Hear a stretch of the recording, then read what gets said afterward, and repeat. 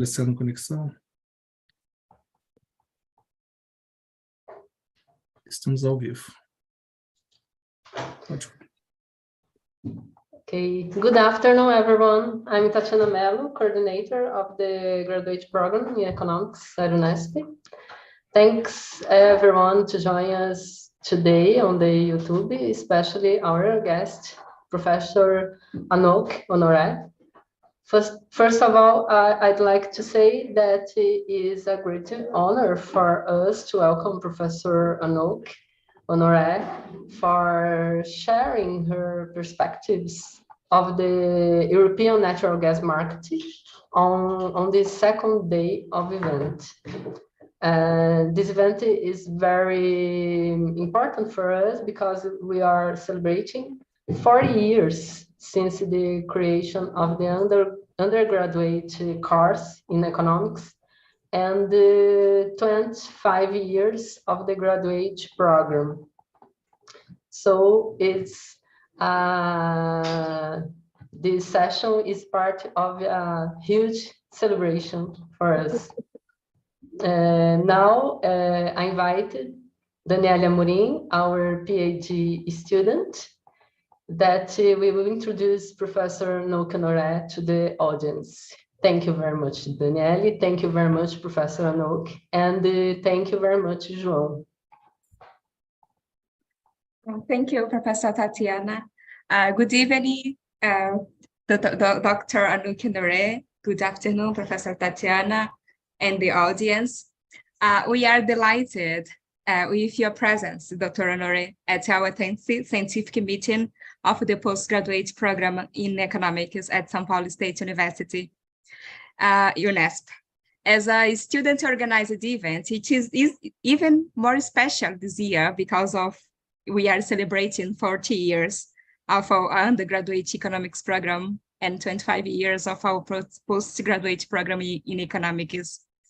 The lecturer I have the pleasure of introducing to you is my advisor at the Oxford Institute for Energy Studies, and she has provided me with great guidance during this exchange. Dr. Anouk Honoré has a PhD in economics, an MA in environmental and natural resources economics, and an LLM in international administration, public law.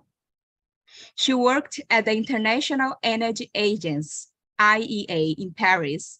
At IEA, not only focused her work on natural gas issues in member countries, but also on China and Latin America. Currently, Dr. Honoré is a senior research fellow in the gas research program at the Oxford Institute for Energy Studies, or IES. She is an expert in gas market fundamentals in Europe, with particular emphasis on gas demand in the power sector, the industrial sector, and in buildings. Her current research at OIS focuses on energy and decarbonization policies in the European Union and in individual European countries, the evolution of energy mix to reach 2030 and 2050 target, and the future demand for gases. Her most recent publication for OIS include European Gas Demand Fundamentals, First Half 2023 and Short-Term Outlook, European Gas Demand Fundamentals 2022 and First Quarter 2023, Review and Short-Term Outlook, Repower You, and the Short-Term Outlook for the European Gas Market, and Demand Response to Higher Gas Prices in Europe in 2022, 2021, and early 2022. The EU planned to reduce Russia gas import by 2/3 by the end of 2022. Practical realities and implication. Dr. Anouk, you have up to 45 minutes to present your research. Then, if our professors or students have any questions, we can proceed with the following questions. Have an excellent presentation. Thank you very much, Danielle. And thank you very much, Tatiana, for the invitation. And congratulations on these celebrations. It's an amazing, amazing milestone. So let's get cracking with the presentation. I hope you can see the slides all right. Okay, very well. So the presentation today is on gas markets in Europe. Let me give you a brief word of introduction about the Institute. It might be of interest for some of you. We are an academic research institute. We focus on energy markets research and the global significance of the moving things and the moving issues in the energy world. We do publish academic papers, smaller papers that we call insight, and some even smaller comments. We have also regular publications. We have an energy forum where the subject changes every time, and we invite guest authors to contribute articles to this, as well as some of our authors, in-house authors. And we do have various sorts of periodicals, including a quarterly gas review that you can consult, which gives you a little bit of an outlook in terms of short-term issues in the gas world. All the research is also compiled into podcasts that you can consult. Everything is available for free on the website, so please feel free to go and have a look. And if you have any questions, you can just contact any of the authors, and we will be gladly giving you answers to any questions you might have. You can follow us on LinkedIn or on Twitter, or X, that is now called. You also will get all the information about recent publications. That happens pretty much every day. We have something else that happens. We at the Institute, as I mentioned, are an academic research institute, but the good thing about it is that we also are in touch with sponsors of the Institute, which are companies, which means that not only do we get the information that normal academic people would do, the sort of research that are based on facts and lots of analysis, but also we communicate with the companies that support us, which means that we are in touch with people in the real world, if you want, the real industry, and we get their feedback as well. So this is something that I think, for me as a researcher, is tremendously important. These are the companies that support the gas program, and as you can see, we have upstream, we have some ministries. This is the Norwegian ministry, for instance. We have some midstream companies as well. So we do get quite a lot of feedback from people that actually do stuff that we just get to research and analyze from our desk behind the computer. So this is very important, I think. This is the foundation of our research. We do look at the normal topics that you would think of in terms of gas research. We look at demand, supply, policies, regulation, but more and more we also include the impacts of the energy transition and the new forms of gas in terms of biogas, biomethane, hydrogen, and so on. So this really covers quite a broad range of topics, looking at the European markets, but also the outside world. So we have papers on Latin America, on Brazil recently, actually, on Russia, on Asia. We cover quite a lot of geographical ground as well. This is just an example of some of the recent research that I'm not going to read because I have lots of slides to go through, but please feel free to go and have a look. Again, everything is free to download, and you're very welcome to contact us if you have any questions. So my slide today is about the gas market in Europe. I have a few slides of introduction, just in case you're not fully aware of what happens in Europe. So let me start with a definition of what I mean by the European gas market in those slides, because it can cover quite a broad range of geographical definitions. In the presentation, Europe means EU 27, which are the countries represented here in light blue, but also I've added the UK just because historically it makes sense to include the UK in this Europe region. But Norway is looked at as an external supplier, and Turkey is not included. So just to give you a brief overview of the mix, the energy mix in Europe and the role of gas in this energy mix, let me start with a chart on the primary energy supply, which, as you can see, in Europe, fossil fuels still represent about 70% of the TPES, which is about this share over here, and natural gas, which is in red, covers alone about a quarter of the energy mix in Europe.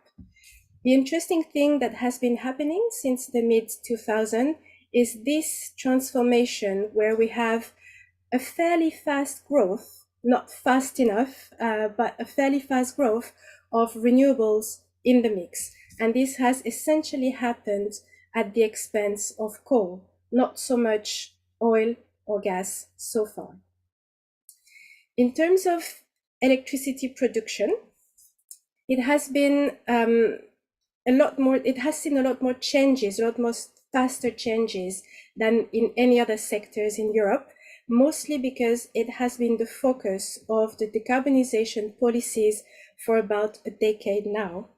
And therefore we have seen very rapid growth of renewables, essentially wind in electricity generation, and more we're seeing a very fast growth of solar PV as well in Europe.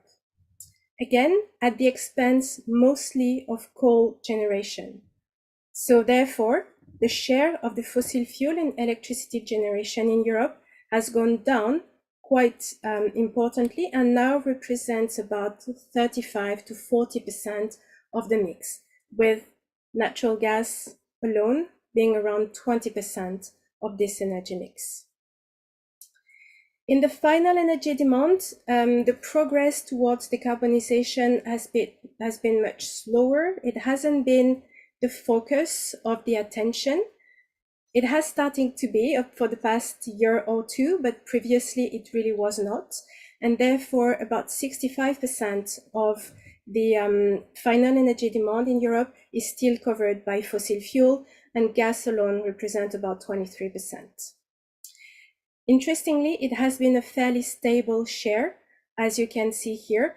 The reason is because most of the gas is used in the industrial sector, where there are some technological challenges to move to other sorts of sources, especially decarbonized sources. For instance, high temperature processes cannot always be switched to renewables. It has to come from natural gas, oil, or coal at the moment, before we can get to hydrogen, for instance. And in buildings have a very long life cycle, and it's not easy to transform the sector very quickly. A brief word on natural gas demand in itself. So I'm going to talk about Europe, but bear in mind that Europe is not a uniform market. Again, it's made of 28 countries in this presentation, and there's very big differences across Europe. First of all, the total demand is about 492 BCM, or it was in 2021. That's about 10 to 12 times the gas that is consumed in Brazil, I believe. It's in Europe, so Brazil would be around here, for instance. Brazilian gas demand would be around the level of the Netherlands or France, just to give you a bit of a scale. In Europe, again, it's highly concentrated in 7 markets. So these 7 markets out of 28 consume about 80% of the total gas demand. So it's not a uniform story. It's very much countries, a group of countries with different policies, different sources, and different level of gas consumption. All right, so after this brief introduction, I'm going to start talking about natural gas supply before I talked a little bit about the security of supply around this topic, and then move on to prices and demand as well. So to give you a bit of background, Europe has traditionally relied on 4 main sources of pipeline gas. We had 2 indigenous sources. So first of all, the Netherlands, which you can see here in pink, and then also gas coming from the North Sea, coming from the UK continental shelves and from the Norwegian continental shelves. We also had been reliant on 2 external sources of gas in the form of Russian gas, with essentially 4 routes. So the Nord Stream pipelines here, which is a direct link, pipeline from the Belarus arriving in Poland, and pipeline through the Ukraine arriving in Eastern Europe, and finally a line arriving through Turkey. Well, actually there's 2 lines now, but I'll come back to that, but a line essentially crossing through Turkey with gas being pushed back into Europe. LNG, liquefied natural gas, development is much more recent, but its share has been growing recently. This is, as you can see here on the gas balances, the most recent gas balances for Europe, which gives you a little bit of understanding where the supply is coming from in Europe. So the indigenous production, which is shown here in red, is basically in decline. This is the main story. Our indigenous production is declining, and it's declining very fast. Pipeline gas, which is shown here in blue, is still very much the main source of supply for Europe. However, we've seen a dramatic decline of pipeline gas here in 2022. To make up for the shortage, LNG has increased dramatically in 2022 to make the supply and demand balance variable in times of very, very tight market that we've seen in 2022. Of course, LNG is not like pipeline gas. Once you have a pipeline, gas pretty much has to arrive through the pipeline. You cannot easily move a pipeline. However, LNG cargoes can easily be redirected towards markets that offers higher prices.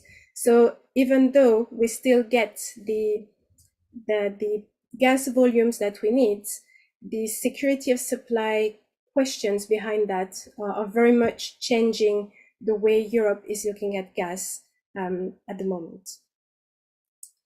So a brief word on energy production in Europe. As you can see here on this very colorful graph, industrial production basically peaked in 1996 and has been in sharp decline ever since.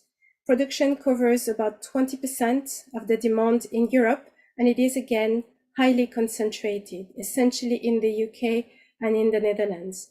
All the others have small productions, but they keep it for their own national markets and have never, or very, very small, in very small ways, been exported to the other countries. So the major producers have been the UK and the Netherlands to contribute to the indigenous production in Europe.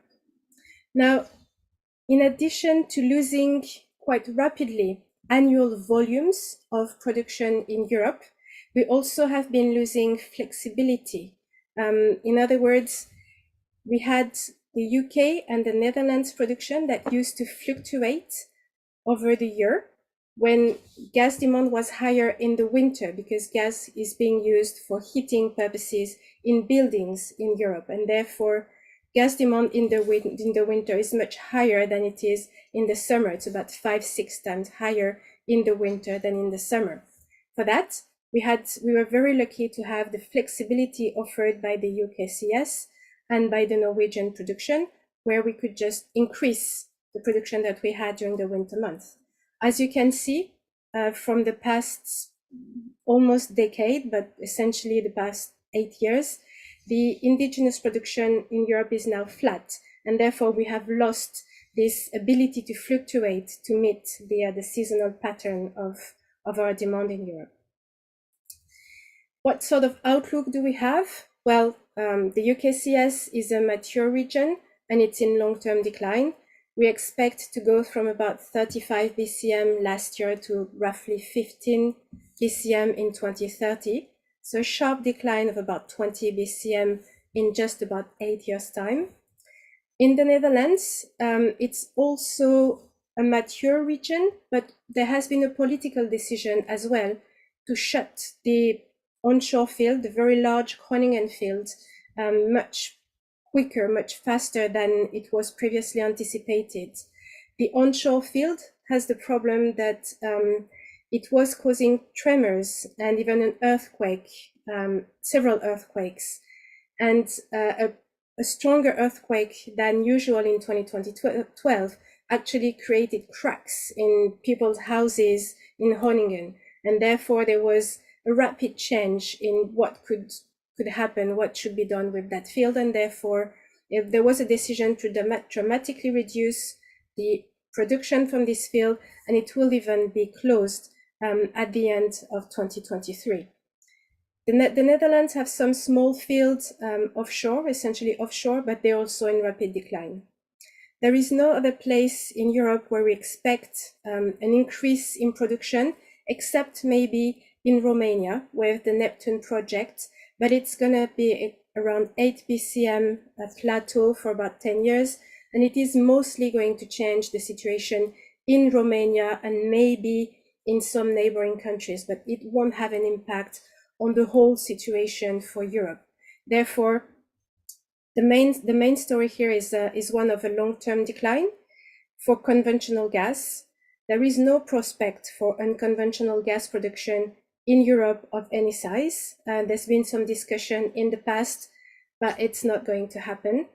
And only low carbon sources or low or zero carbon gases could make a sizable contribution, but it will not replace the production of conventional gas in Europe, and it will take time and money and efforts to actually reach some interesting levels of low carbon gas production. So this is the story for the indigenous production. If your indigenous production is going down, very likely it means that your imports are going to have to go up, and therefore we're going to have a look on the imports options that Europe has. So first of all, Norway. Norway is now, very interestingly, the biggest single supply source to Europe. It has an extensive export capacity, as you can see here on the map. And in 2022, it exported about 113 BCM to Europe, or roughly 23% of our gas demand was covered by gas coming from Norway. It has a good potential for the next few years, and therefore we expect the Norwegian production to remain at a plateau for the next 2 years. But after that, there is a real possibility of a sharp decline of production and therefore exports. By 2035, as you can see here, about 30% of the official expectations will be based on discoveries or undiscovered resources. In other words, with higher uncertainties of that actually happening. So again, fairly secure for the next couple of years, but after that, probably a sharp decline to be expected. Russia, which used to be the main source of imported gas in Europe. As you all know what happened over the past few months, we had a dramatic decline of Russian gas arriving in the European region. Again, we used to have, so that I showed you previously, but maybe here is a bit clearer. We used to have 4 main routes for pipeline gas to arrive in Europe. 2 transit routes, so one through Ukraine, which is here. You all know about the Ukrainian-Russian war going on at the moment. So we had pipeline gas arriving through Ukraine. We had pipeline gas arriving through Yamal Europe, and we had 2 direct routes. So one arriving here through the Nord Stream pipeline to Germany, and the Blue Stream and then the Turk Stream arriving to Turkey, and the Turkish Stream gas then being pushed back to Europe. Now, the Yamal, the Yamal Europe has stopped to flow gas a few months back. The Nord Stream pipeline has been damaged by a suspected sabotage attack in September last year, which has rendered both lines unusable.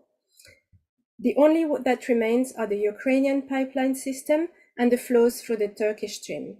And therefore, as you can see on this chart, we've seen a dramatic decline of Russian gas arriving to Europe.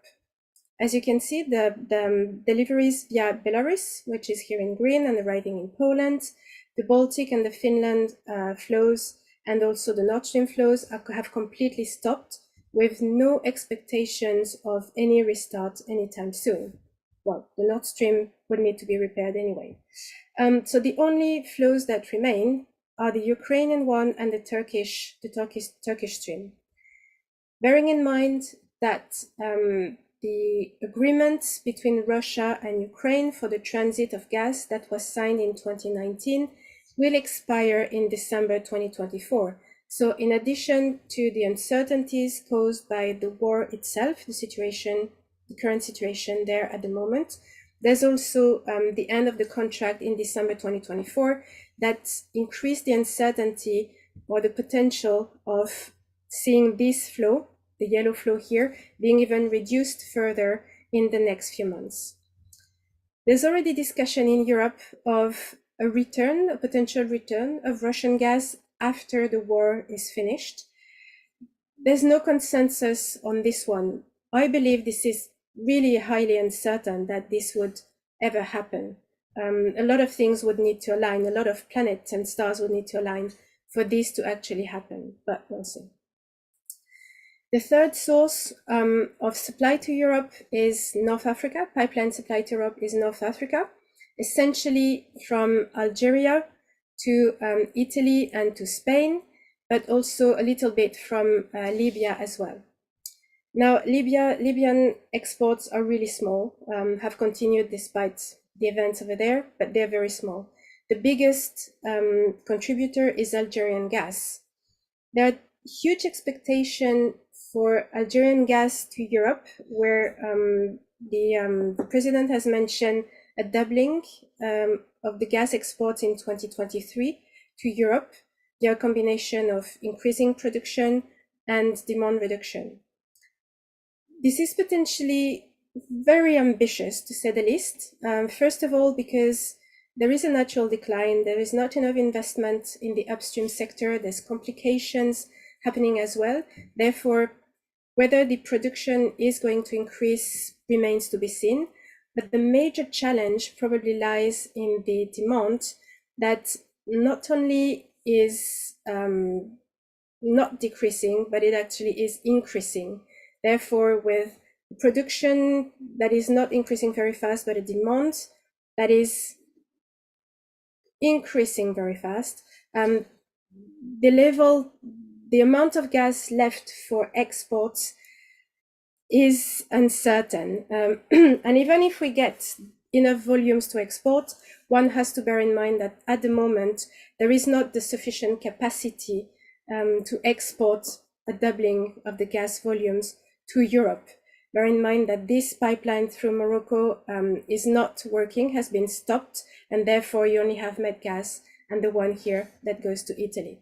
So a challenge in terms of volume, but also in terms of export capacity, makes this additional gas from Algeria very ambitious and probably not for the short term. There was finally a discussion to open a south corridor for quite some time in Europe, a south corridor, a fourth corridor, as we called it. So in addition to Norway, Russia, and Africa, finding another way, another route to diversify our pipeline imports to Europe.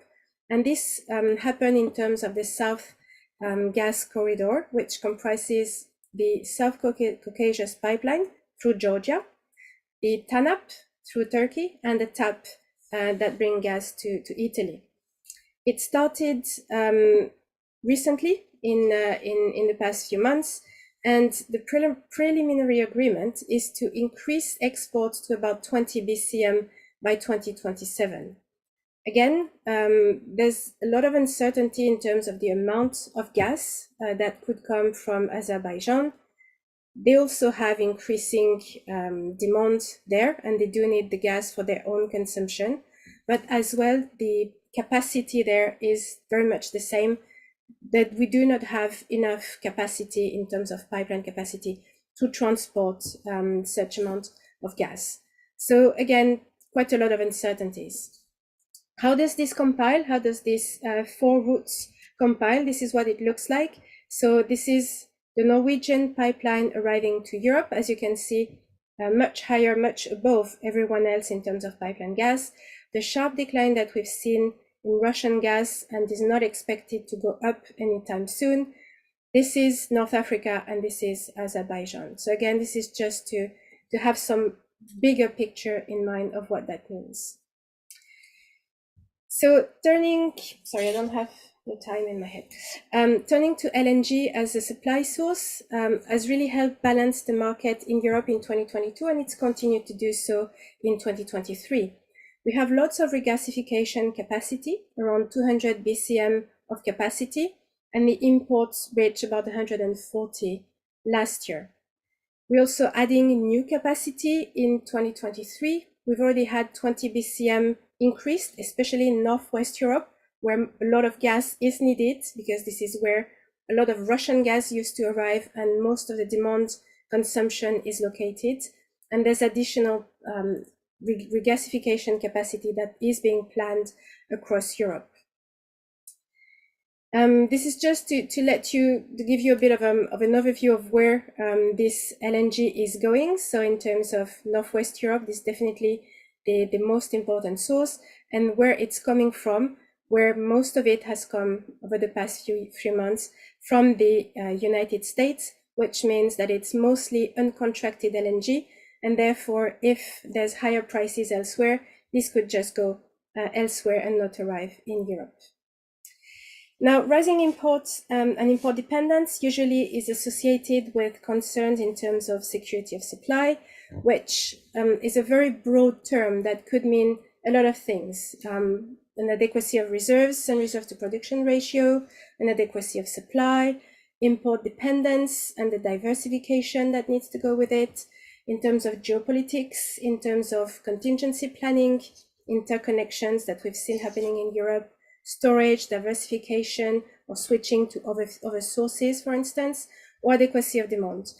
This is just to tell you that the discussion around security of gas supply could take about 2 hours on its own very easily. So I'm not going to cover all this, but all these things are valid and really do cover security of gas supply. It does mean a lot of things. For Europe, very importantly, the past few months, it has been, I mentioned, the LNG, which has been a useful source of diversification. But at the same time, because the cargoes can be redirected, we are more and more competing increasingly globally with all the other countries that import LNG in the world. Therefore, Europe is more at risk with what is happening outside Europe, on which it has no control whatsoever. Therefore, all the capacity that we have and that we have been adding does not mean that we necessarily will get the imports. And it is very much a different situation that when you have pipelines, especially long route pipelines, where it's pretty much a base load supply that arrives to your country. Another sources of another instrument that has helped increase security in Europe over the past few months, it's gas storage. The EU has taken a decision in 2022 to increase its gas reserves in the short term and cover as much as it can of its winter demand into in storage, in the form of storage. And therefore it took the decision that storage had to be filled to about 80% for last winter and to about 90% for the following winter.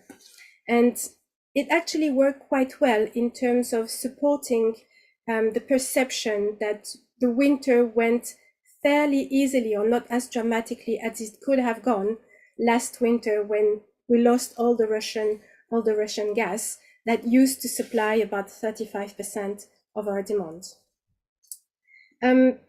This year, we have finished the winter with relatively high level of storage.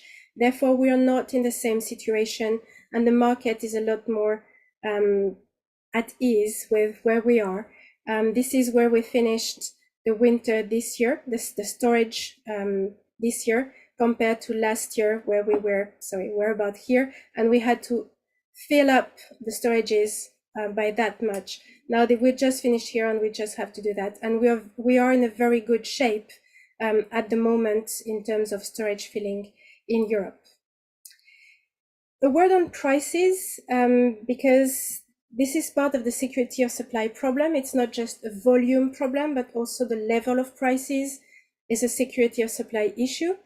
Now, before I go to the level of prices, I just wanted to say a word in terms of pricing mechanisms, which are two different things. The level of prices and the pricing formation are two different things.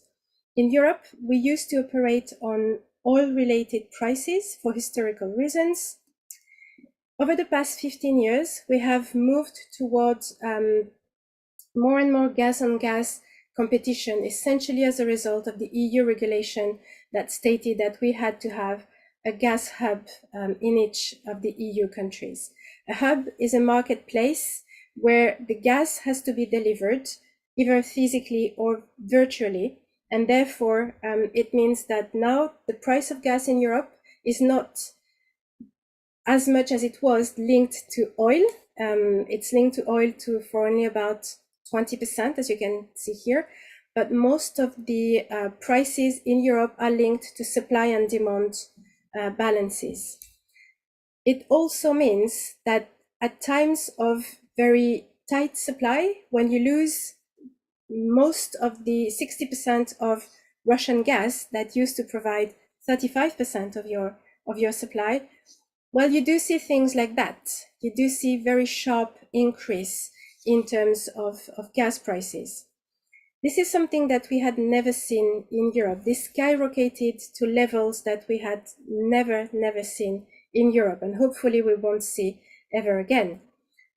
Gas prices used to fluctuate well below 30 to 40 euros per megawatt hour, and much below that in 2020, for instance. It started to go up in 2021 due to the supply shortage of Russian gas. It skyrocketed in 2022 in order for Europe to attract the LNG that it needed to supply its demand. Then in 2023, we've seen a sharp decline, again, a year-on-year decline.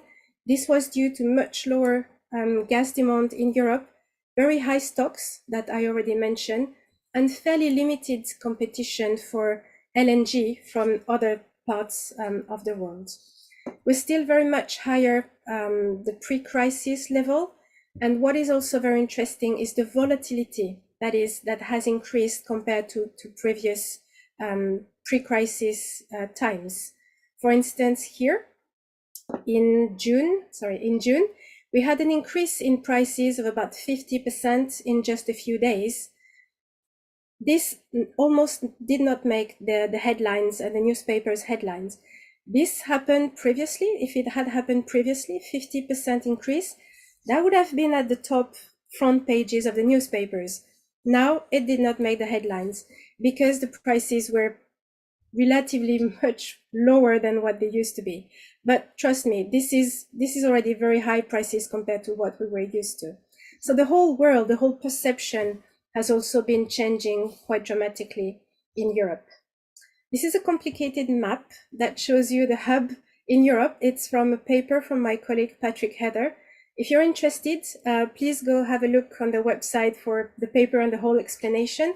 But the most interesting thing here is to see that the TTF in the Netherlands is the most mature hub in Europe, and that's the one that I showed you here in red. Mostly what you need to remember, the takeaway from the hub situation in Europe is that there's various hubs at various stages of development. The most important one is the TTF in the Netherlands, and the second most important one is the NBP in Britain. Virtually all gas prices in Europe are linked to those two hubs. But as you can see, again, various stages of development, and that also means that the indexation is different across Europe. So again, we talk about Europe, but there's different story at the national level and at the sub-regional level, with the Mediterranean and the Southeastern Europe, for instance, being much less linked toward gas-on-gas competitions for the gas prices. Most of these countries that have not switched greatly towards gas on gas competition. Mostly were also countries where the diversification in terms of natural gas supply was the least developed. They were dependent on maybe one or two suppliers. And when that happened, most of them were in Eastern Europe, and the biggest supplier was Russian gas. And there was limited changes back then. I'm going very quickly here, but I'm very happy to answer questions later on. Of course, you don't have the same perceptions in terms of security of supply, depending on the role of gas in your energy mix. If you are in, for instance, in the UK, which is here, in the Netherlands or in Italy, where gas represents over 40% of your energy mix, you're probably quite interested to understand what's happening in terms of supply and demand and the geopolitics and so on. But if you are in countries like Sweden, or let's say Albania, for instance, probably it's much less of an interest because gas represents about 2 to 3% of your total energy mix.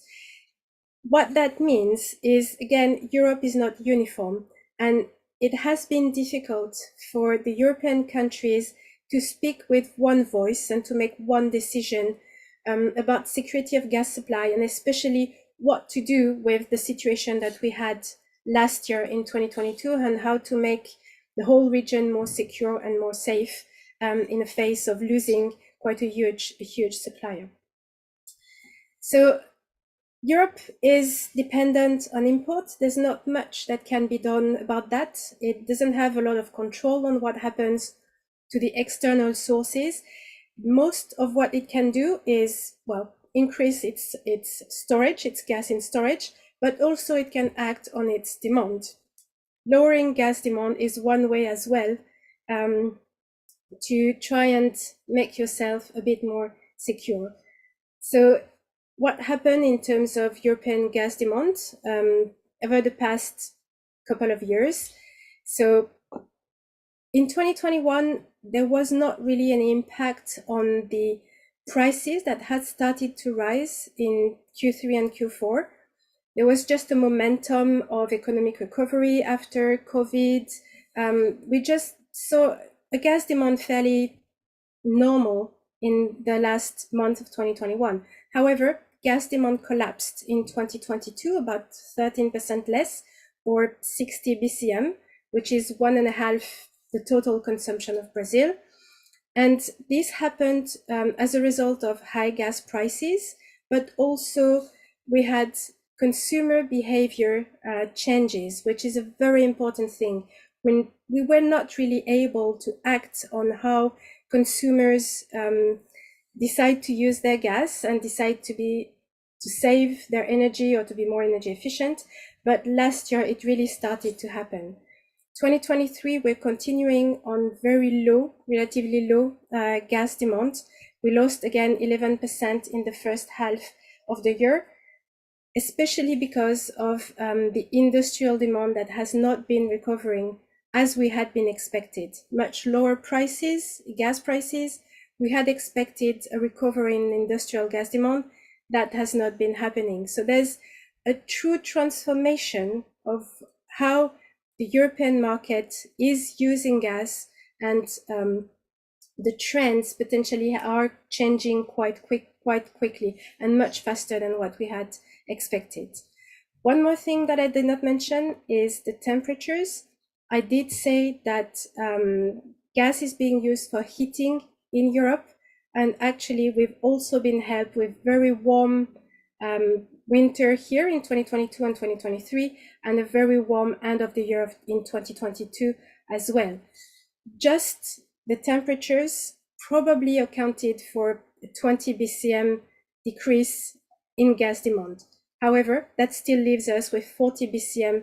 That is definitely a response due to high gas prices. I have a lot of slides in detailing gas demand in detail, but maybe I'm going to be a bit more quick on these ones because they're a bit more technical. But let me just show you this one because it gives you a bit of an understanding on where we use gas.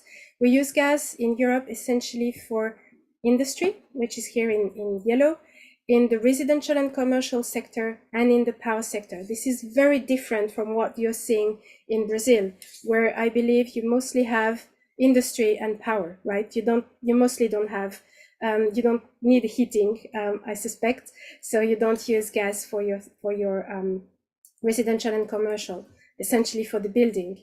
And as you can see, the heating sector explains quite a lot of the seasonality, the strong seasonality that we're having in Europe. I'm probably going to skip through all those ones. There's a paper or several papers on the website where you can have a look. Again, just details on what's happening in terms of the industrial sector, here in terms of the residential sector. Again, very big differences from country to country. The red here shows you how much gas is being used for residential heating. And as you can see, if you're in the Netherlands, you probably were not impacted the same way by the high prices, gas prices last year, as if you had been, for instance, in Bulgaria or even in Finland. Electricity generation, very interestingly, you use more gas when you have less hydro. This happened to us last year as well, when we had much less hydro than we normally have. But most of the gas used last year was also due to our nuclear. In other words, very much that what happens in Brazil, the use of gas in the electricity generation in Europe is also not linked to the level of prices. It's linked to the availability of the other sources. And when these other sources are not present to fulfill the demand for electricity generation, we have to rely on gas and also on coal, but this is declining. But gas and coal very much act as a backup in Europe at the moment for the electricity generation. This is very much short-term consideration, but you have to bear in mind that in Europe, we have the energy transition, the ongoing energy transition. Europe has set itself very ambitious target for greenhouse gas emissions reduction up to 2050.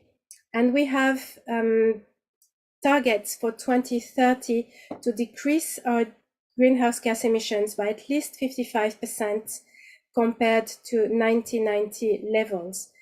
This is a legal obligation, and the member states and the EU have to reach this target. To make it happen, there's a lot of things happening in various sectors of the economy, most of which will have an impact on gas very quickly.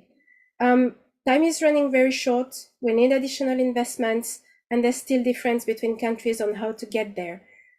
The main word here is it's very ambitious targets, and bear in mind that the EU is not even on track to meet the previous target, which was 40% reduction by 2030.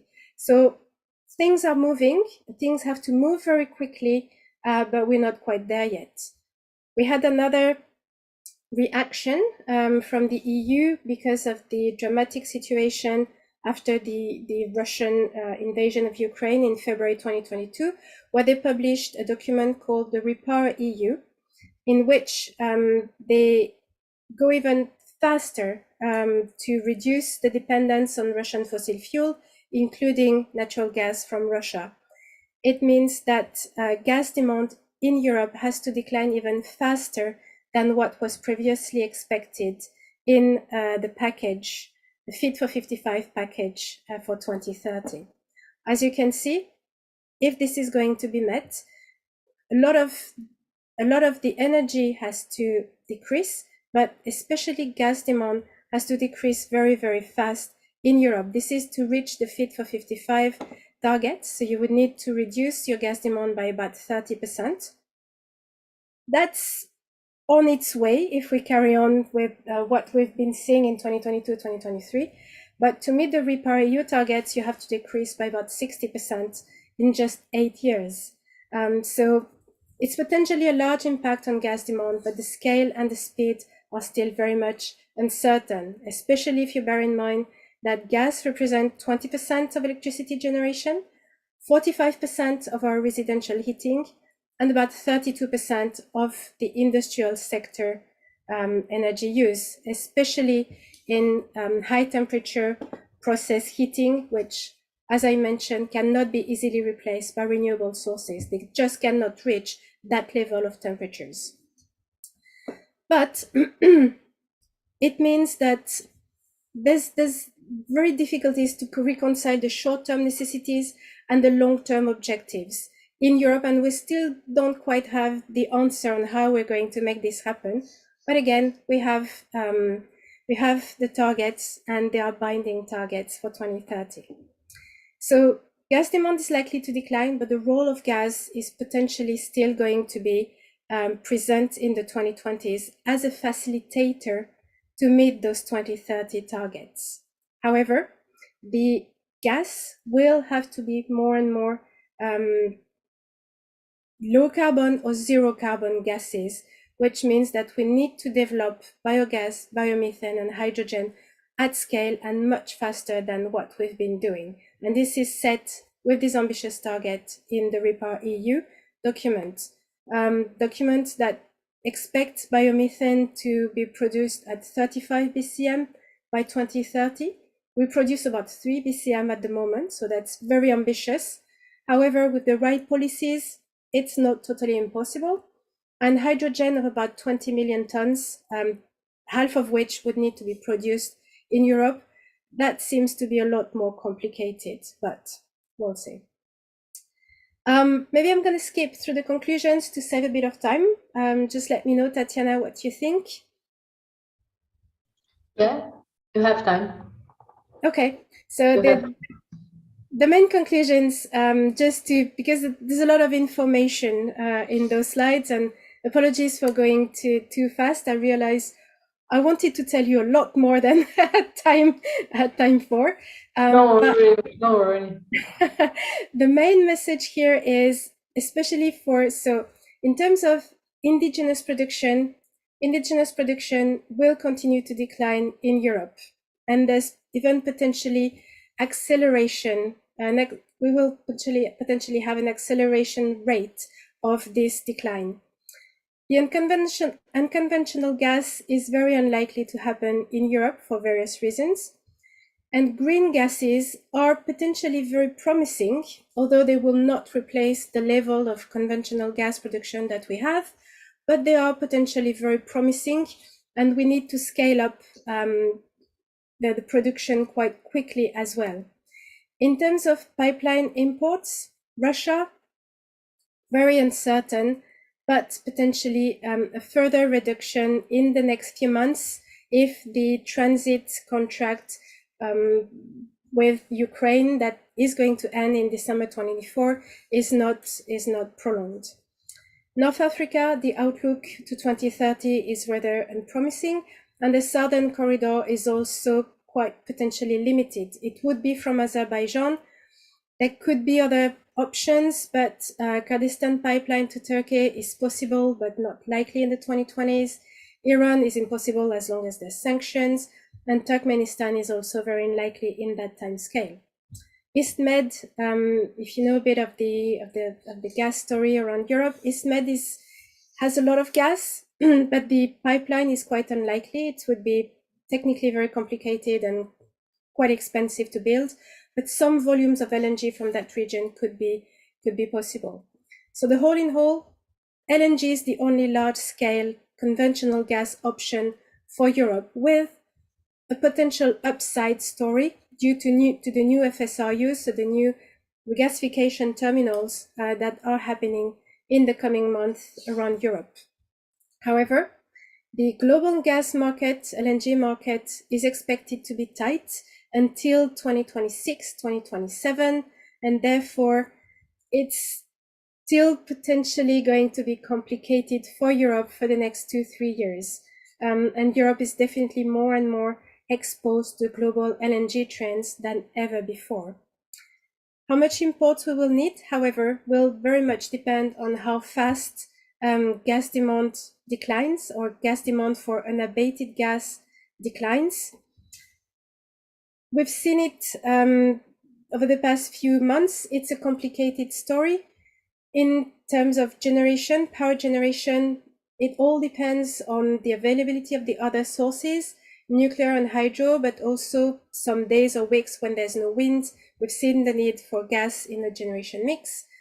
In the industrial sector, the more the recovery is delayed, potentially the more destruction we're going to get. In other words, that's demand, industrial gas demand that will not come back in Europe, but potentially could come back elsewhere with relocation outside of Europe. And in terms of buildings, it's still moving on depending on the outdoor temperatures, but we have seen consumers' behavior to change, and that is potentially going to last. However, we're going to know more this winter in the context of much lower gas prices, whether they are able or willing to continue to save their energy, to lower the thermostat, or to put on a jumper instead of just turning on the thermostat. We will see more in the next few months of how long this is going to last. But the whole story has to be put back in the context of the energy transition and the targets, the very strong targets that we have to meet by 2030 to be on the track to meet the 2050 net zero target.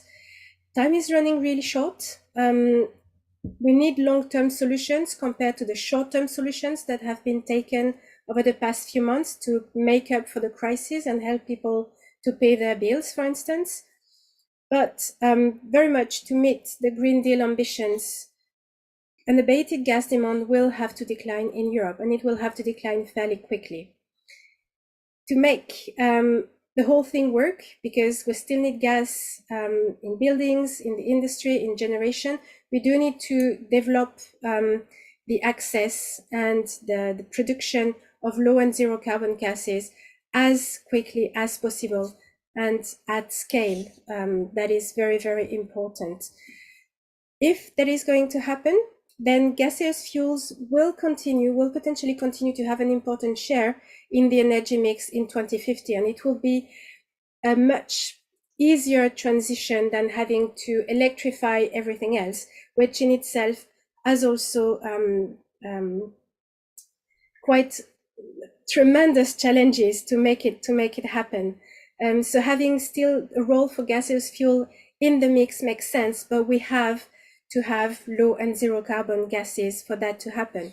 And this is just an example of scenarios published by the European Commission, where you can see, so these are the scenarios that meet their climate neutrality by 2050. And you can see how tremendously the composition of gaseous fuels changes up to 2050, where you have a lot of hydrogen or a lot of biogas or e-gas as it's called, and therefore fossil gas role is very much reduced. And of course, this means there's also carbon capture for this natural gas to remain. So that's another thing that needs to be developed, is carbon capture and storage.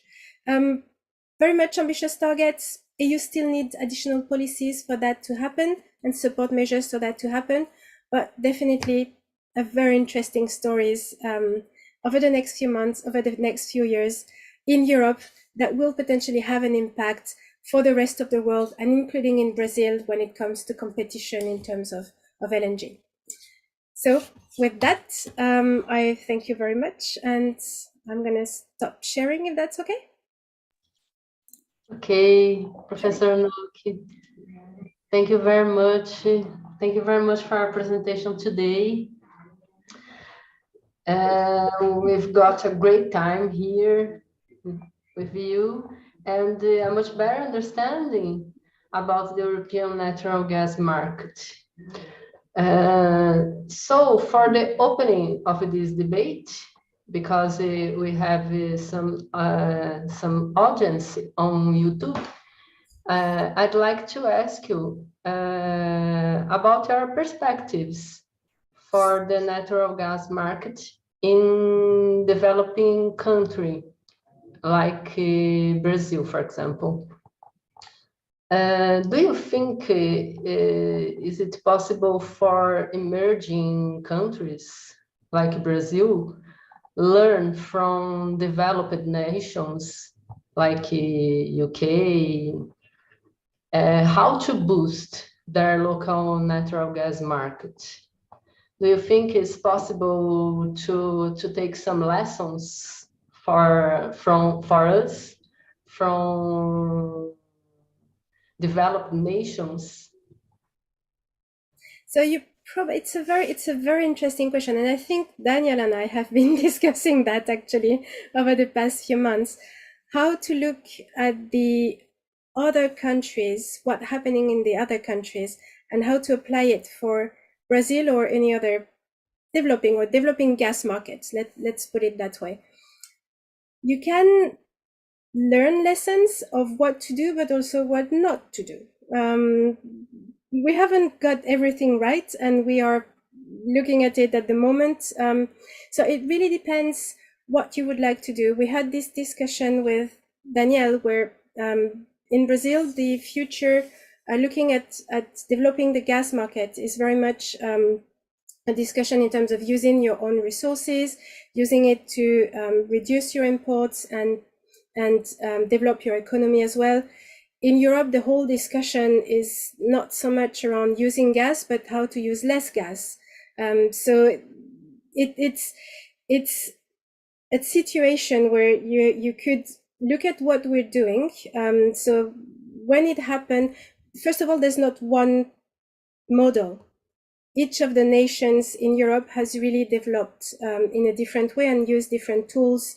The UK had large reserves. They decided to produce as much as possible, as quickly as possible, and that's why you could see the production going this way with lots of gas in the mix, and essentially being the first ones having CCGTs in Europe, so increasing the role of gas in their electricity generation, for instance. So going up this way, but also they didn't have much resources, so it also declined very quickly, and their imports has increased very quickly.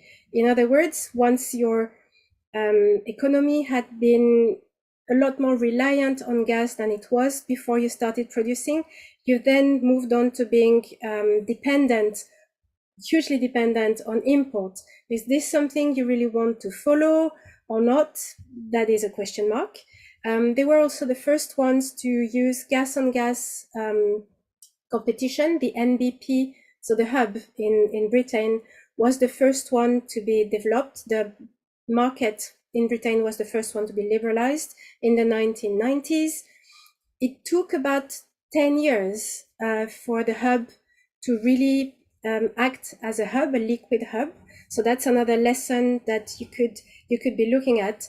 Once you get the willingness to move on from indexation or whatever price formation you're using towards gas-on-gas competition, you need a liquid hub, and there are various steps for that to happen. So it's not going to be from one day to the other. There's various steps. There's a scale.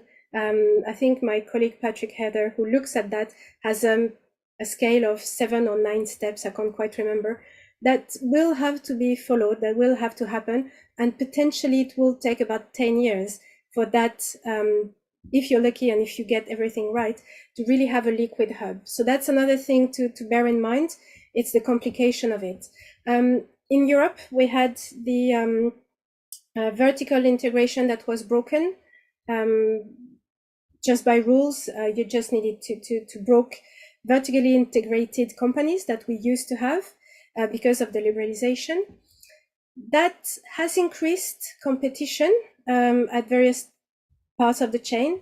However, interestingly, now that we are discussing how to produce renewable gases and hydrogen and how to create a market and how to who's going to build the infrastructure, we are even discussing, wouldn't it work better if we had a vertically integrated company that actually looks at all the chains, all the sections of the chains, of the segments? So that's something that also needs to be borne in mind, how the gas market might evolve, and if you're going to further down the line have to develop renewable gases and the new markets, and do you want to go as further as we've been in terms of vertical integration, breaking up vertical integration or not? There's a lot of things that need to be taken into account. The Netherlands developed their market for gas. First of all, they had huge discovery in the 1960s with the Groningen fields, for instance, and they had to create a market for this gas. The way to do it was to replace some of the oil products by gas, and therefore that's part of the reason why there was the oil indexation. You indexed the prices of gas just slightly below the index of oil, and therefore you try and replace oil in your markets. That was very successful for quite a long time, but then you had to move on to gas indexation. So that's another thing to bear in mind. There's a lot of lessons that could be learned of what to do and what not to do, but there's not one model that you should look at and say, okay, let's take it and just do it that way in Brazil. You do have very strong specificities, as Daniela has told me, of the Brazilian market. She knows the Brazilian market much better than I do, but there is very strong specificities and a strong legacy as well with Petrobras and the role of Petrobras in the whole market. But definitely, I don't know, Daniel, actually, that's something that you've been studying. Would you like to just give us your views? Maybe you have different views of what I have, different take, because you know the Brazilian market much better than I do. Yeah, we have production. We have conditions to product natural gas, but we don't have an infrastructure to distribute this production, mainly in residential uses. The main use in Brazil is industrial, so we have demand to use it in residences, but it's very difficult to bring this gas to the residents.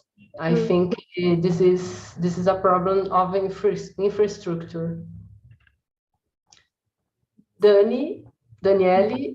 Yeah, I think to talk about this, and yes. and you could check the questions on YouTube, please. Yes, at the moment we don't have all the questions. And for example, about Brazil and natural gas market, the biggest problem for a while is because we don't have infrastructure to distribute the gas from the pre-salt, and also the half of the production has been rejected because there is no way to put this gas in the pipeline and send it to the regions, the consumer, to the demand, to the consumer market. And for example, also in Brazil, we have a concentration of the consumer of gas, natural gas, in the south, and the southeast, and the south of the country. And if you look at the Rio de Janeiro and São Paulo state, they both consume more than 7% of the natural gas, and together. And also the whole, the entire consume in the residential sector are from both these states, Rio de Janeiro and São Paulo states. And if you looking for the rest of the country, we don't have a mature natural gas market, especially if you're looking for the isolated system in Brazil and also the central of the country. And the coast of the country, you have something because you have the pipeline transportation, but only in the coast, like in the few sector. And also we have like different, as in Europe, we have different specificities. For example, São Paulo, Rio de Janeiro, you have like a residential, we have industry, and you have power sector. if you're looking for other states, you have only power sector and industry. If you're still looking for, some of them have only power sector consuming this natural gas. And I think we have a big problem, a big challenge for the not only the short but the long term in Brazil, because when you try to compare Brazil to Europe, and also in Brazil, we are a bit behind, but a bit too much bit behind because of this difference between regions, but also because we don't have source. But we don't have source, not because we don't have resources. We have resources in Brazil, but we haven't found yet the way to do the transportation. And also there is some economic specificities, like for example, the level of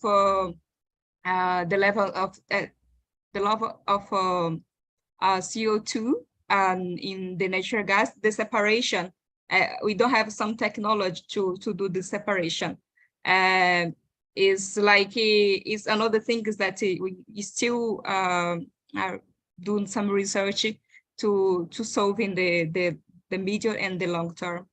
And yes, I think while in Europe we are going to reduce the dependence of the natural gas, in Brazil we're still trying to find the way to use the natural gas.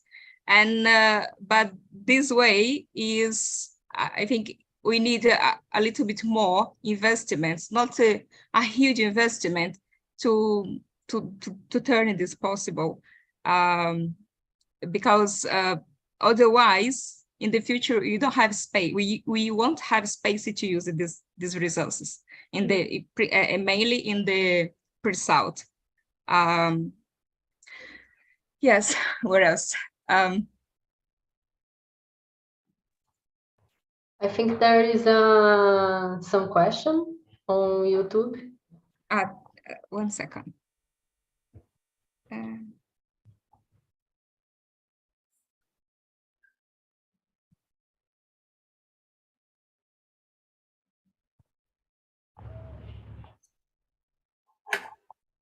I didn't open YouTube because it's very difficult to Yes, I'm trying to hear the sound at the same time.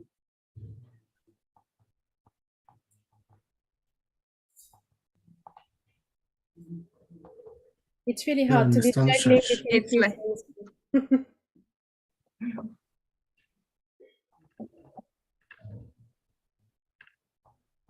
the question is Gabriela from the YouTube. She's asking first the market, the Brazilian the natural gas in Brazil market can be considered like mature unless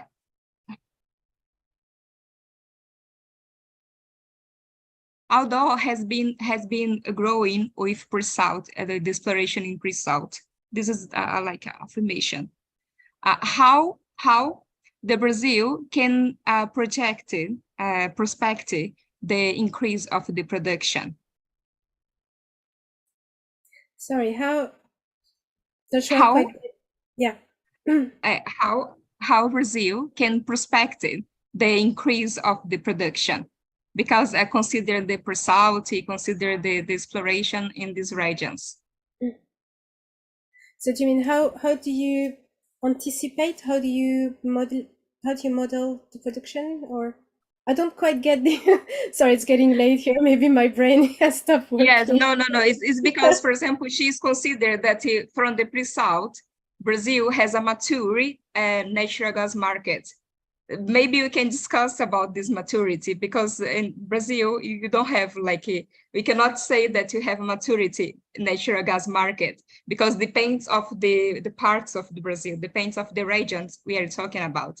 And she's asking if we can prospective increase of the production consider this scenario of the pre-salt? Well, I think you and I have talked about that several times.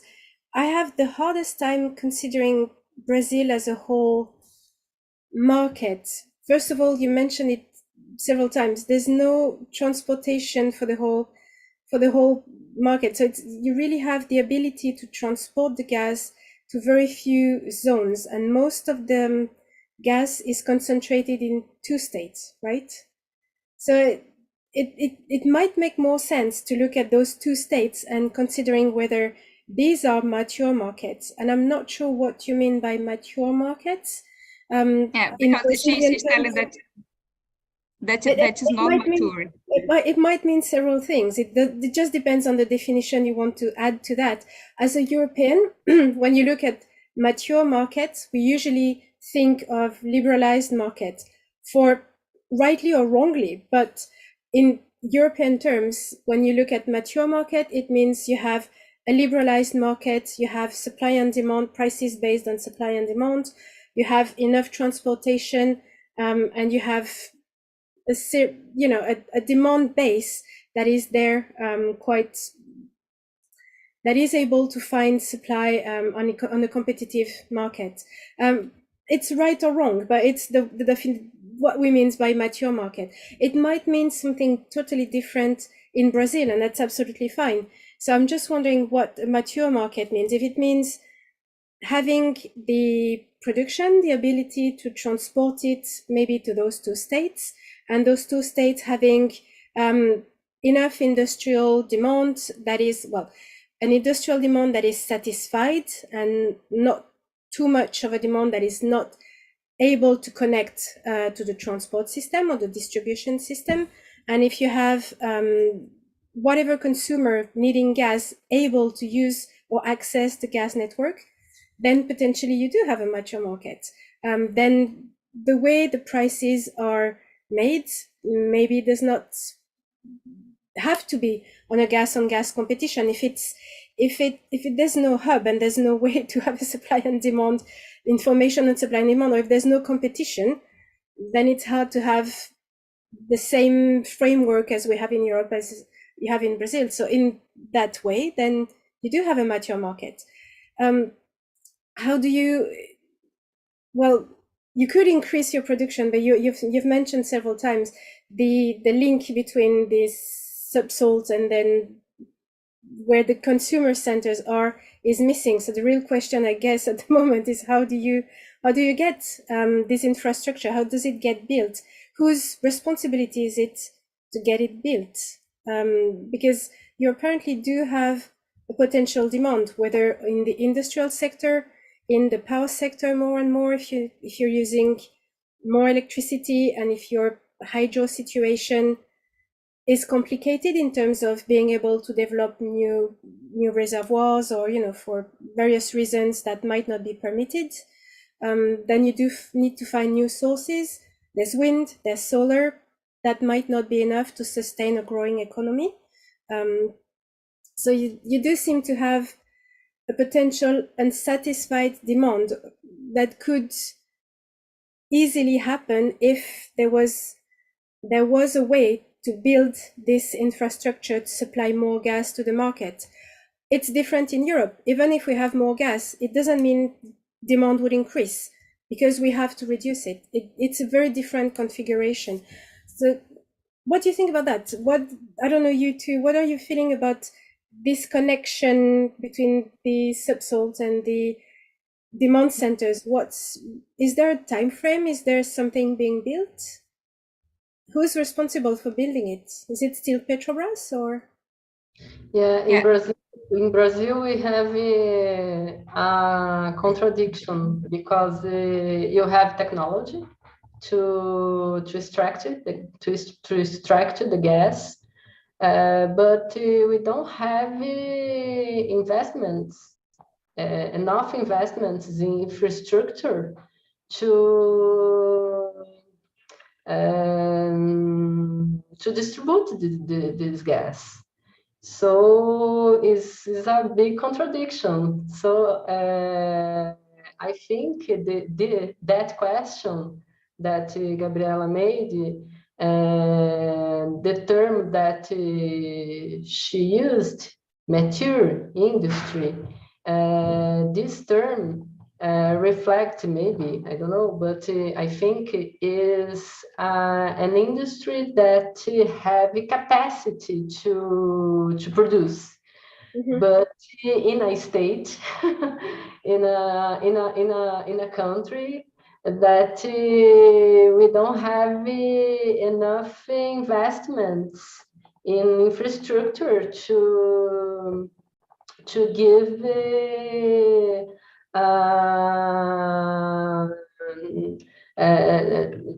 to allow the transportation of this gas.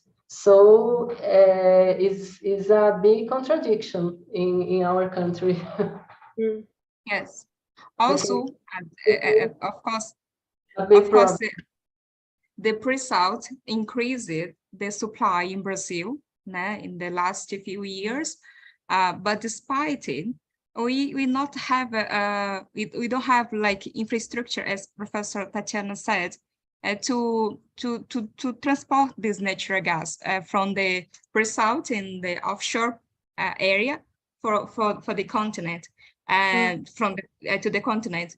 And I think it is a big challenge for the future. And also it can increase in the pre-salt area, but if you don't find the solution to do the transportation, we still reinjected the natural gas as we are doing nowadays. Because, for example, we have enough supply for the whole country, but 50% of our production has been rejected. So that the problem is not only to increase the production in this area, but also to find a solution to transport the natural gas. And it's something that we have in Brazil to work, and you have been discussing, for example, because now it's not only, for example, Petrobras responsible for the infrastructure, but this infrastructure in Brazil was privatized, and we have different companies working in this expansion of the increase of the pipelines. Now we have another route from the pre-salt, but this route has been completed to supply the south and the southeast of the country. Then we are not looking for the central or the other parts that we don't have a national pipelines. So I think it's a good contradiction that we have production, but we don't have the way to send this gas for the consumption, like the demand. It's our challenge. Very interesting. Okay, no more questions. Danielle, please, no more questions? No. No, we don't have more questions. Okay, thank you very much, Professor Anouk, for your exposition and for your time with us today. Thanks everyone that joined us this afternoon on YouTube. And we have a very nice presentation. We have a very nice afternoon. Thank you very much, Professor. Thank you very much for the invitation. Thank you, Dr. Anouk. Thank you. Thank you very much. Thank you. Bye-bye. Bye.